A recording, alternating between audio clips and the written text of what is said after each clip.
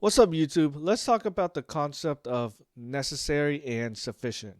We sometimes mistake that having some necessary condition in place means we have the sufficient conditions in place for some desired outcome or event to take place.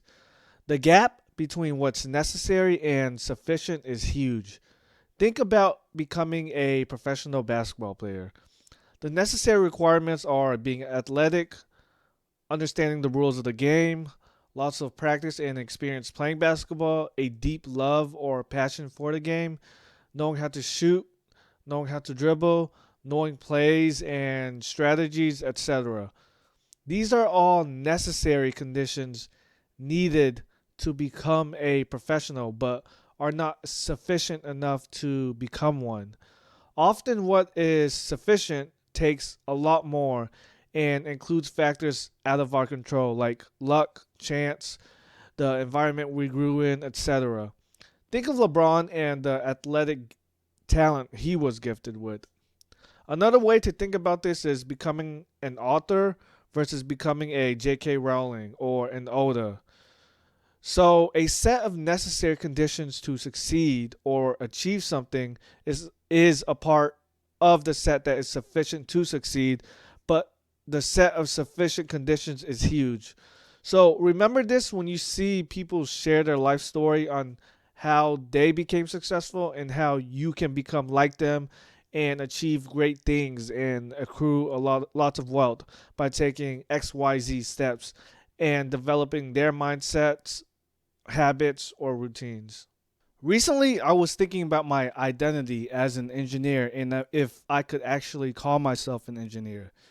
Yeah, I met the necessary conditions like holding a position with the title of an engineer at my job, graduating with a degree in mechanical engineering, and passing the fundamentals of engineering exam. But I didn't feel like I was an engineer. The more I think about it, the more I believe these aren't even necessary conditions to call yourself an engineer. You can learn and teach yourself the important engineering topics taught in university and don't need a fucking piece of paper or some authority like entity to tell you if you're an engineer or not. The subject matter, the ideas, the concepts, theories, equations, etc., that are taught in school are the actual necessary conditions themselves, not the recognition from some institution or corporation. So, in my opinion, the sufficient conditions to call yourself an engineer is being able to do or create your own project that has some utility and serves some function or that solves a real world problem. This project should require a lot of engineering principles or engineering fundamentals like stress strain, material properties, effects of pressure and temperature, work and heat, velocity or acceleration, gravity, friction, reliability, can it be manufactured, etc. And being able to utilize different 2D or 3D CAD software to model or design whatever it is you're building. Also, having hands on experience and knowing how to use tools and knowing what bolt sizes to use, etc. So, what you're doing is using your repertoire of knowledge of engineering principles or fundamentals to be able to design and create something to successfully solve some unique problem. Being able to successfully implement your knowledge and actually show something for it. I don't know. That's just how I feel about it. I was also thinking about this because my engineering job doesn't really require an engineering degree. It could easily be taught to anyone, which is why my role will probably get replaced by AI in the near future. Now, let's talk about the title of this video. Instead of focusing on the necessary conditions for financial freedom that we all probably know and have heard about through all the motivational speakers, videos, and quotes we've encountered, I want to focus on two things that I believe are part of the sufficiency bucket for success and hence financial freedom, and what I'm personally trying to strengthen and improve upon. First is leverage. Leverage can be thought of as achieving results significantly greater than what you put in or your inputs.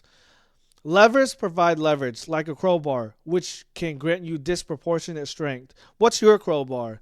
For companies, one way they have leverage over employees is the standards they have in place. So they can effectively fire you anytime they want to. and replace you with another who can be trained to do the functions of your position. One form of leverage we can all improve upon, and what I'm trying to build on, is better decision making. One decision can drastically change your life. Some good examples would be choosing where you live, what you want to focus on, what you feed your brain every day, who you marry, etc. These are power law decisions in that they can ruin you or set you down a path of greatness. This YouTube channel is another way of me trying to get leverage and hoping to build my own brand. Another sufficient condition required for financial freedom, I believe, is luck. But how do you get more of that, or how do you increase your luck surface area? One way is to accept every party, wedding, function, celebration, invite you receive. You never know the people you will meet and connect with, or the opportunities you may get from these people at these events, or the ideas you may get by observing or listening to what's going on around you. These parties, events, functions, etc., are rocket boosters for serendipity to occur. Anytime I'm invited to go out, most of the time I will say yes, unless I really, really can't. Another way is to always be kind to people and doing good things without anyone noticing, etc. So those are two sufficient conditions that are needed, I believe, to gain your financial freedom. That's all I got. Thanks for watching. Peace.